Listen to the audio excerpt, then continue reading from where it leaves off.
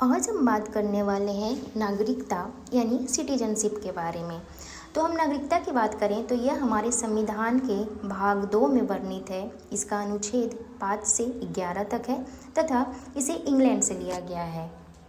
अगर हम आर्टिकल 5 की बात करें तो यह बताता है कि संविधान के प्रारंभ में नागरिकता यानी नागरिकता के बारे में हमें डिफाइन किया गया है, वो है आर्टिकल 5।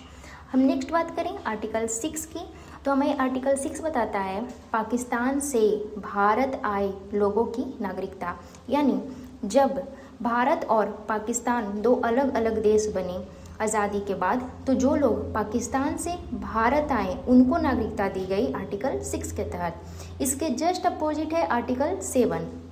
इसमें कहा गया है पाकिस्तान चले गए लोगों की नागरिकता समाप्त, यानी उसी तरह से हम इसमें भी कह सकते हैं कि जब हमारा देश विभाजित हुआ हिंदुस्तान और पाकिस्तान में आज़ादी के बाद, तो जो लोग पाकिस्तान चले गए थे उनकी नागरिकता समाप्त हो गई आर्टिकल 7 के तहत।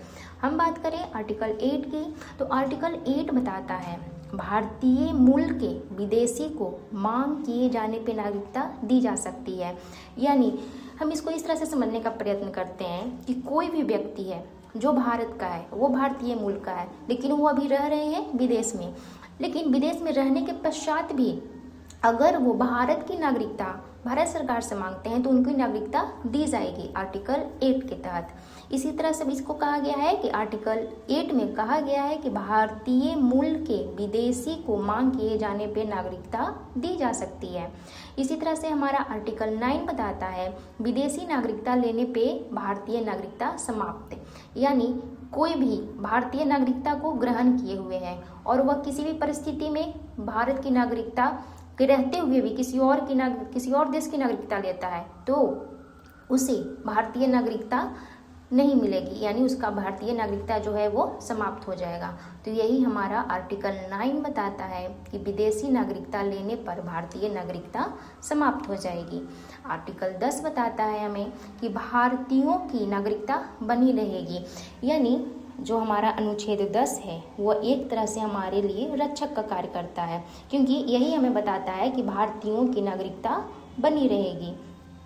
हम अनुच्छेद 11 की बात करें तो यह हमें बताता है नागरिकता संबंधी कानून जो है वो संसद बनाती है, या इसमें मुख्य जो भूमिका होती है वो गृह मंत्रालय की होती है।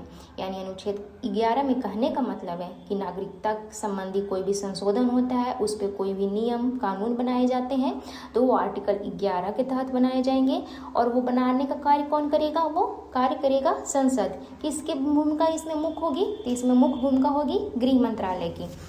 तो एक तरह से हमारा ये आर्टिकल था 5 से 11। एक तरह से फिर हम समझने का प्रयत्न करेंगे। आर्टिकल 5 यानी अनुच्छेद हमें 5 बताता है संविधान के प्रारंभ में नागरिकता।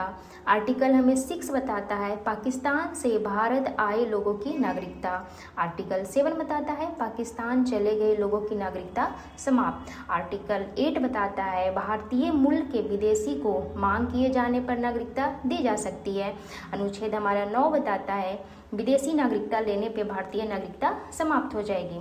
हमारा अनुच्छेद 10 बताएगा भारतीयों की नागरिकता बनी रहेगी, और लास्ट हमारा आर्टिकल 11 बताएगा कि नागरिकता संबंधी कानून संसद बनाती है, जिसमें मुख्य भूमिका हमारा गृह मंत्रालय का होता है।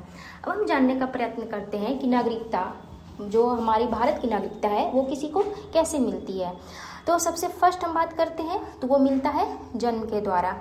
हम बात करेंगे फिर अगला वंश के आधार पर, फिर हमारा थर्ड है पंजीकरण के द्वारा, हमारा फिर नेक्स्ट है किसी क्षेत्र को शामिल करने पर। इसको हम इस तरह से समझने का प्रयत्न करते हैं कि अगर किसी भी जो क्षेत्र को भारत में शामिल किया जाता है, यानी वो भारत का हिस्सा नहीं है लेकिन उसे भारत में शामिल किया जाता है, तो वहाँ के जो भी नागरिक होंगे उन्हें भारत की नागरिकता मिल जाएगी। तो किसी क्षेत्र को शामिल करने पर भारत की नागरिकता दी जा सकती है नागरिकता अधिनियम 1955 के तहत। फिर नेक्स्ट हमारा देशीयकरण के द्वारा।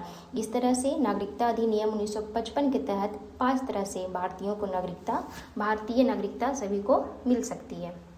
अब नेक्स्ट एक इम्पॉर्टेंट फैक्ट की बात करते हैं। तो इसमें बात किया गया है कि जो आर्टिकल हमारा 15, 16, 19 और 29 तथा 30 जो है वो केवल भारतीयों को प्राप्त है, यानी ये किसी भी विदेशी को प्राप्त नहीं होगी। यानी जिनके पास भारत की नागरिकता होगी उन्हीं के पास ये आर्टिकल का यूज करने का पावर होगा।